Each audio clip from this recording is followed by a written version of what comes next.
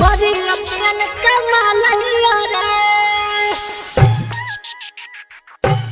बड़ी अपन कमाल रे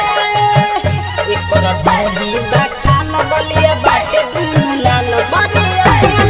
डीजे विकास मुजफ्फरपुर डीजे विकास बड़ी अपन कमाल रे देखे वाला सबके जान हिया रे लइका बूढ़े के समान हिया रे देखे वाला सबके जान हिया रे लइका बूढ़े के समान हिया रे एकर ढोढ़ी बाखाल गलिया बाटे दुनु लाल बड़ी अतियन के माल हिया रे एकर ढोढ़ी बाखाल गलिया बाटे दुनु लाल बड़ी अतियन के माल हिया रे देखे वाला सबके जान हिया रे लइका बूढ़े के समान हिया रे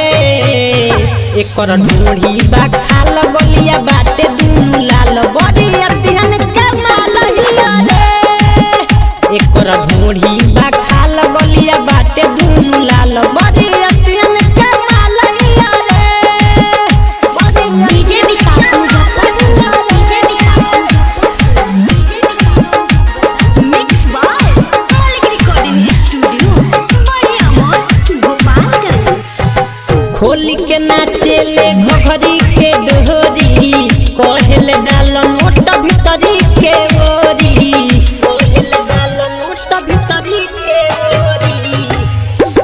खोली के नाचे ले घोघरी के डोरी कहेले डाल नोट भीतरी के ओरी देखे में ई बेमिसाल हिया रे देखे में बड़ा कमाल हिया रे एकर ढोढ़ी बाखाल गलिया बाटे दुनु लाल बड़ी अतियन के माल हिया रे एकर ढोढ़ी बाखाल गलिया बाटे दुनु लाल बड़ी अतियन के माल हिया रे डीजे विकास मुजफ्फरपुर डीजे विकास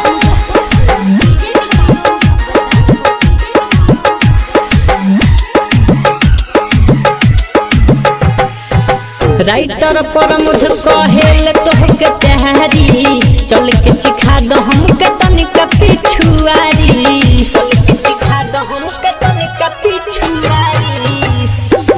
और नव जाला तोहके कहेल प्यारी चल के सिखा दे राउटी के पिछुआरी जवानी के खदान हिया रे